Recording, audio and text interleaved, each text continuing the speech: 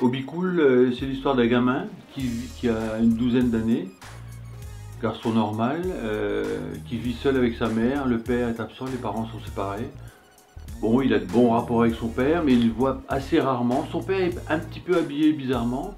Et un jour, il y a une fameuse scène où le père et la mère rentrent dans sa chambre, s'assoient sur son lit et lui avouent que en fait, son père n'est pas de cette planète-ci, mais qu'il vit sur une autre planète, il est extraterrestre.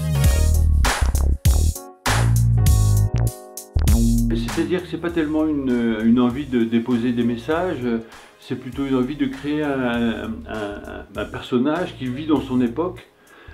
Parce que j'aime bien le principe du réalisme fantastique, c'est-à-dire une histoire qui commence dans un vrai réalisme et qui a un développement un peu inattendu, etc. Donc il faut que le réalisme soit crédible et qu'il soit bien incarné dans l'époque.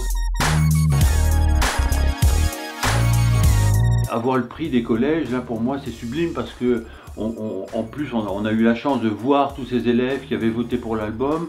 Ils ont dit pourquoi ils avaient aimé, ils étaient très enthousiastes, très vivants par rapport à ça. Ça c'est un bonheur, et c'est un vrai bonheur pour ça, quoi.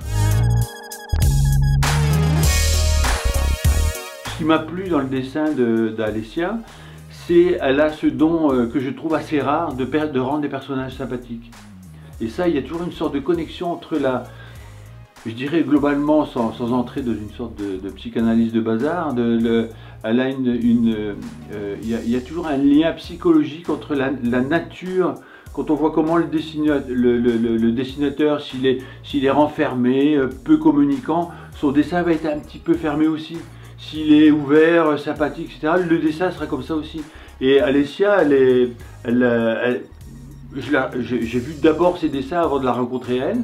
Et quand je voyais comment elle dessinait les personnages qui devenaient attachants, le père est attachant, la mère est attachante, le Hobby Cool, il est super mignon et on a envie d'être son copain, je me disais, cette nana, elle doit être très sympathique, quoi. Et effectivement, elle est très sympathique. Chez Keynes, ce que j'aime bien, c'est l'esprit un peu familial finalement.